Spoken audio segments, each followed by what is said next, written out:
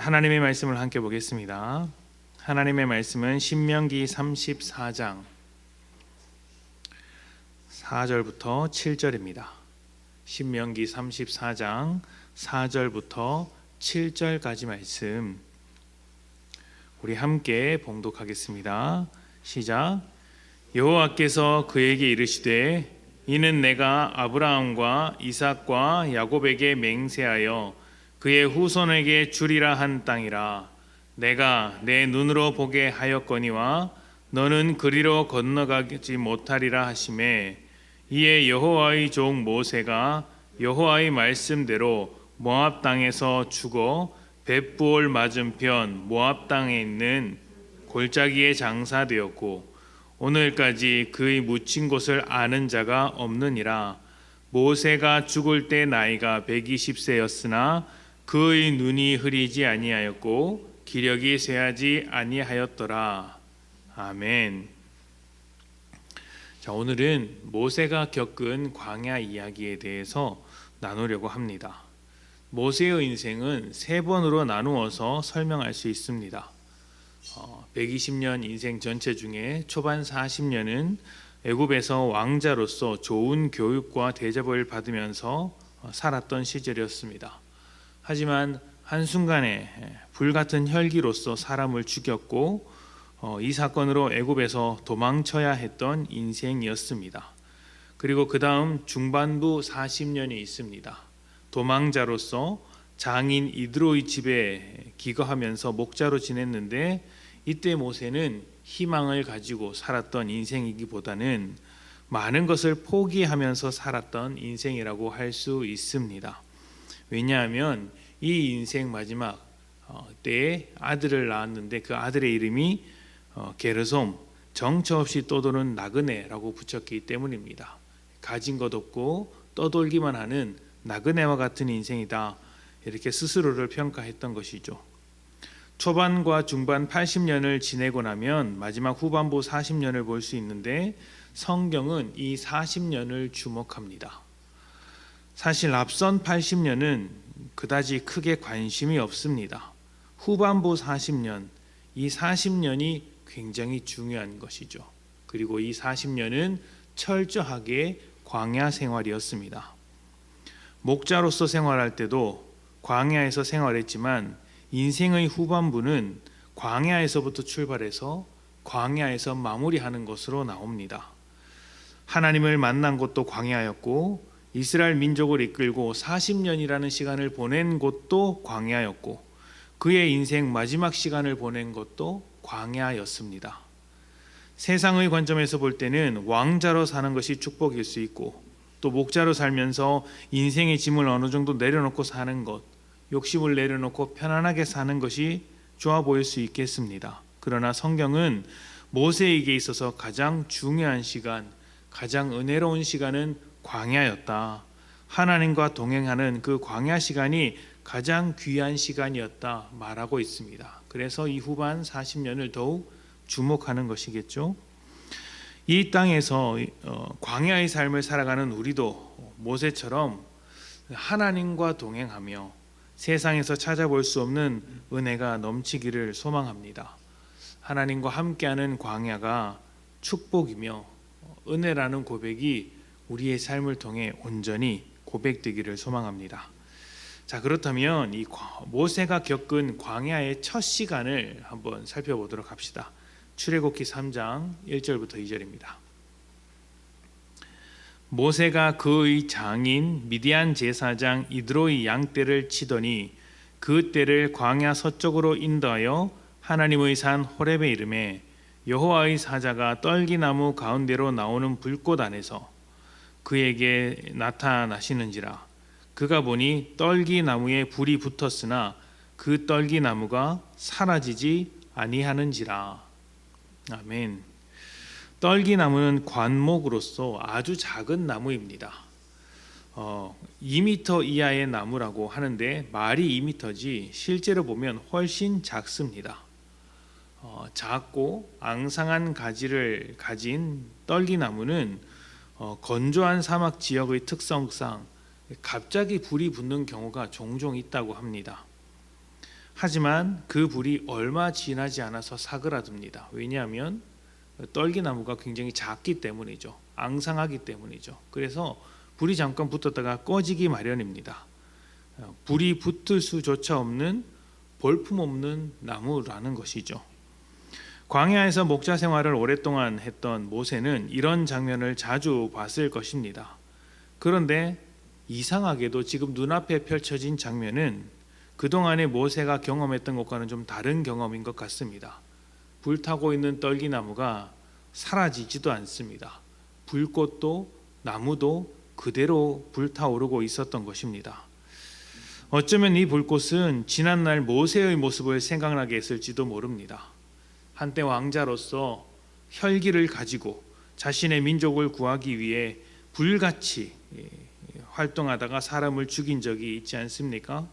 그것은 한번 타오르고 사라지는 불꽃과 같은 그런 모습이었습니다. 그러나 지금은 하나님의 불꽃으로서 꺼지지 않는 불꽃이 되어서 모세 앞에 나타난 것이죠.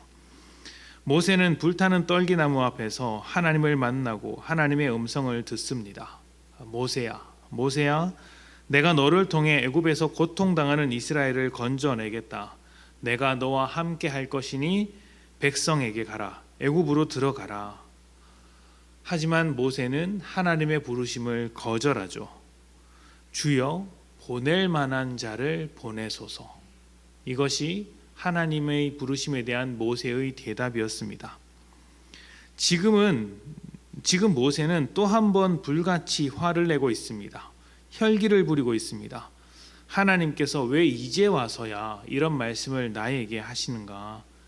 80 먹은 노인, 그것도 가진 것 하나 없는 노인을 데리고 무슨 일을 하신다는 말입니까?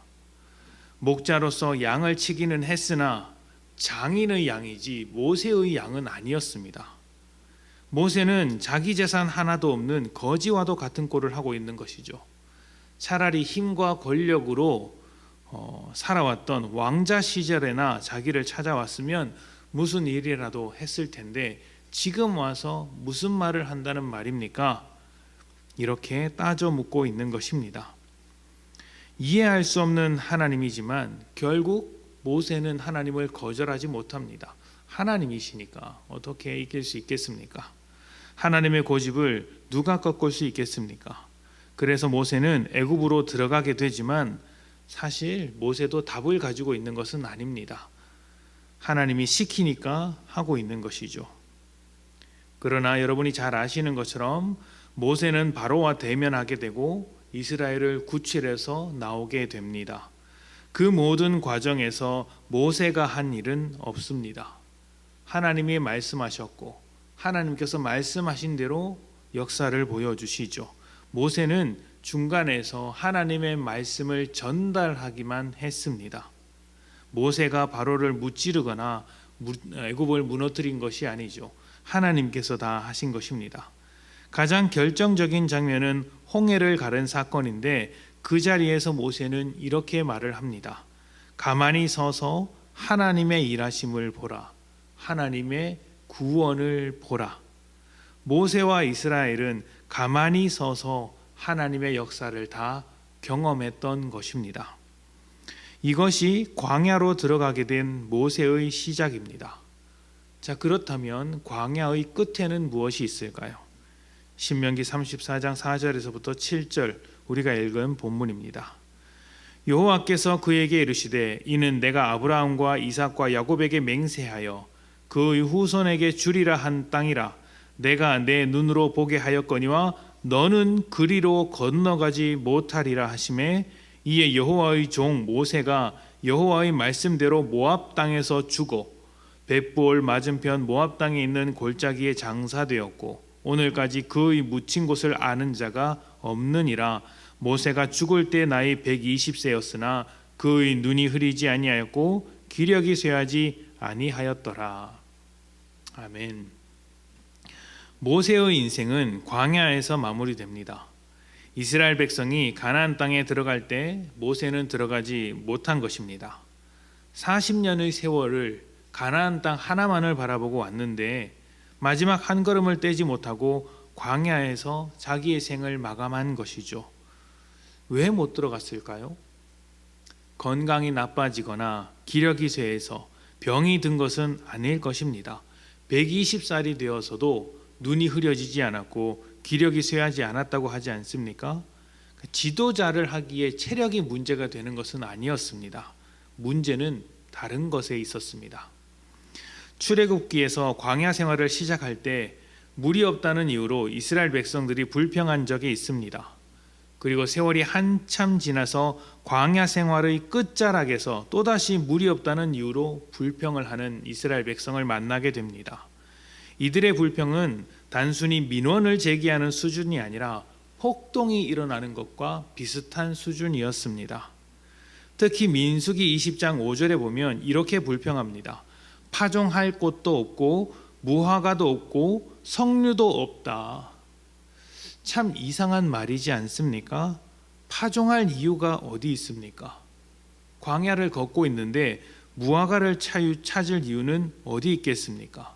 이미 그들은 만나와 메추락이라는 하나님의 양식으로 매일 배부르게 먹고 있습니다.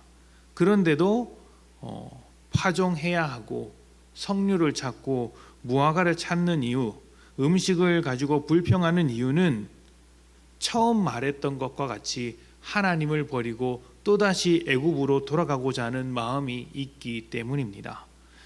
고약하죠. 광야 생활을 시작할 때도 고기와 채소가 없다는 이유로 애굽으로 돌아가려고 했고, 지금도 똑같이 음식을 불편하며 애굽으로 돌아가려고 하는 것 같은 어떤 불평을 내비치고 있습니다. 이들은 광야 생활 동안 과연 무엇을 배우는 것일까요? 하나님과 그렇게 오랫동안 동행하면서 그들의 신앙은 어떻게 하나도 변하지 않았을까요? 그런데 문제는 모세입니다. 이스라엘 백성은 늘 그래왔으니까 알고 있지만 모세입니다. 모세는 하나님과 대면하며 하나님의 이야기를 전달하는 사람이었습니다. 그런데 이 모세도 이스라엘 사람들과 다를 바 없었다는 것이죠. 민수기 20장 7절부터 8절입니다. 여호와께서 모세에게 말씀하여 이르시되 지팡이를 가지고 내 형 아론과 함께 회중을 모으고 그들의 목전에서 너희는 반석에게 명하여 물을 내라 하라. 내가 그 반석이 물을 내게 하여 회중과 그들의 짐승에게 마시게 할지니라. 아멘. 하나님이 불평하는 이스라엘을 달리기 위해서 모세를 시켜 물을 주려고 하십니다. 모세가 해야 할 일은 딱 한 가지, 하나님께서 시키신 대로 말씀하는 것입니다. 반석에게 명령하는 것이죠.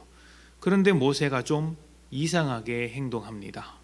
민수기 20장 10절부터 11절입니다. 모세와 아론이 회중을 그 반석 앞에 모으고 모세가 그들에게 이르되 반역한 너희여 들으라.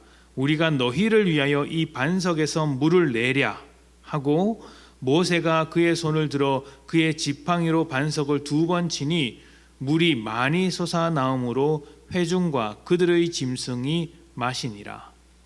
아멘. 누가 물을 냈습니까? 하나님이 물을 내시는 것이죠. 그렇다면 하나님의 말씀대로 물을 내야 할 텐데 지금 모세는 하나님께서 말씀하신 것과 조금 다른 모습으로 이스라엘 백성 앞에 섭니다. 하나님은 명령하라고 하셨는데 모세는 갑자기 백성을 불러다 놓고 화를 냅니다. 반역한 너희여, 화를 내고 있는 것이죠. 그리고 반석을 2번 칩니다. 왜 1번이 아니고 2번이었을까요? 제 생각입니다만 화도 나고 또 반석에 구멍을 내서 물을 내야 하니 1번으로는 부족한 것 같아서 2번을 3개 친 것이 아닐까 생각을 해봅니다. 이 사건을 하나님께서 어떻게 바라보고 계시는지 봅시다. 민수기 20장 12절입니다. 여호와께서 모세와 아론에게 이르시되 너희가 나를 믿지 아니하고, 이스라엘 백성에게 하고 계신 말씀이 아닙니다. 모세와 아론, 반석을 2번 치고 백성에게 불평한 모세에게 하고 계신 말씀이죠. 너희가 나를 믿지 아니하고 이스라엘 자손의 목전에서 내 거룩함을 나타내지 아니한 고로 너희는 이 회중을 내가 그들에게 준 땅으로 인도하여 드리지 못하리라 하시니라. 아멘. 물이 나오긴 했지만 모세의 행동이 문제였습니다. 이 행동은 하나님을 드러내지 않는 것이었습니다. 그렇다면 누구를 드러내는 것이었을까요? 모세 자신을 드러내는 행동이었습니다. 어떻게 보면 이 사건은 정말 작은 사건이라고도 볼 수 있습니다. 광야 40년 동안 물 한 번 내는 게 무슨 그렇게 크게 잘못한 것이냐 생각할 수도 있지만 사실 이 사건은 모세가 하나님의 자리를 대신하려고 하는 사건입니다. 하나님은 사람을 구원하시기 위해 사람에게 직접 찾아오셨고 또 사람과 하나님과의 관계를 회복하셨습니다. 그 시작을 알린 사람이 아브라함이고 민족으로는 이스라엘입니다. 이들이 하나님을 알고 하나님과 함께 살면서 하나님의 은혜를 누리면 다른 모든 민족들도 하나님과의 관계 속으로 들어오게 될 것입니다. 그래서 우리는 이스라엘을 제사장 나라라고 부르지 않습니까? 그런데 모세는 이스라엘과 하나님과의 관계 중간에 끼어들어서 자신이 하나님의 역할, 하나님의 자리를 대신 가지려고 하는 것입니다. 이 일로 인해 하나님과 이스라엘 관계가 깨어질 수 있다는 것을 확인합니다. 모세가 깨트리는 주범이 될 수 있는 것이죠. 그래서 하나님이 모세의 발걸음을 멈추시는 것입니다. 너의 사명은 여기까지다. 광야까지다. 가나안 땅에서는 다른 사람을 세워서 나를 알릴 것이다. 인생의 마지막 모압 땅 끝자락에서 가나안 땅을 바라보는 그 자리에서 모세는 이것을 인정하게 됩니다. 그리고 그의 자리를 이어서 지도자로 세워질 여호수아를 축복하고 자신은 광야 속에 머무는 것입니다. 모세의 광야, 그 처음과 끝에 무엇이 있었습니까? 자신을 내세우려고 했던 모세, 불같은 혈기로 자기를 주장하려고 했던 모세가 있습니다. 하나님을 대신하려고 했던 모세가 있습니다. 스스로 우상과 같이 되는 것, 자기를 숭배하는 마음이 있었습니다. 모세의 광야는 자신을 죽이고 하나님의 주권을 인정해야 했던 자리인 것이죠. 지도자였으나 지도자가 아닌 것을 인정해야 했던, 오직 하나님께서 내 인생의 주인이다, 하나님께서 인생을 이끌어 가시는 분이다, 이것을 인정하는 자리가 모세의 광야였습니다. 이 사건이 광야의 처음과 끝에 있다는 것을 잊지 마십시오. 오래 걸리는 싸움입니다. 이스라엘도 40년 동안 변하지 않았지만 모세 역시 인생 끝자락이 되어서야 하나님의 주권을 온전하게 인정할 수 있었다는 것을 기억하십시오. 아주 오래 걸리는 싸움이죠. 어쩌면 우리도 인생 전체를 놓고 이 문제를 가지고 씨름해야 할지도 모릅니다. 그만큼 하나님은 분명하게 그리고 오랫동안 꾸준히 요구하실 것입니다. 모세는 인생의 마지막 때가 되어서 하나님을 인정했습니다.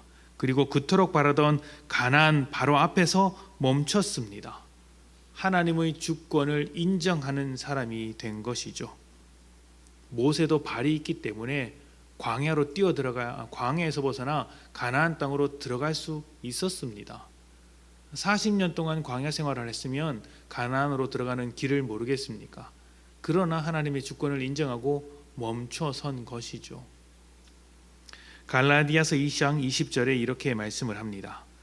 내가 그리스도와 함께 십자가에 못 박혔나니 그런즉 이제는 내가 사는 것이 아니요 오직 내 안에 그리스도께서 사시는 것이라. 이제 내가 육체 가운데 사는 것은 나를 사랑하사 나를 위하여 자기 자신을 버리신 하나님의 아들을 믿는 믿음 안에서 사는 것이라. 아멘. 내 안에 내가 중심이 되어 살아가는 것과 그리스도께서 중심이 되셔서 살아가는 것의 싸움이 우리 인생 전체 가운데 펼쳐질 것입니다. 어떻게 해야 주님께서 우리 안에 살아계실 수 있습니까? 우리가 십자가에 못 박혀야 하는 것이죠. 여러분, 십자가가 세워진 골고다도 광야였습니다. 예수님께서 광야에서 확인하셨던 것도 사람이 떡으로만 사는 것이 아니라 하나님의 말씀으로 산다는 것이었습니다. 광야는 바로 이 싸움이 벌어지는 장소인 것입니다. 우리 평생에 싸워야 할 이 처절한 광야의 싸움에서 승리하시기를 부탁드립니다. 분명히 주님께서 승리하게 하실 것입니다. 모세와 평생을 함께 해주신 하나님께서 우리와도 함께 하실 것입니다. 그것이야말로 최고의 감사 제목이 아니겠습니까? 일주일 동안 새벽을 깨워주셔서 정말 감사합니다. 여러분의 삶에 광야가 펼쳐지더라도 하나님과 함께함으로 믿음으로 승리하는 전진하는 여러분들이 되시기를 간절한 마음으로 축복합니다. 함께 기도합시다.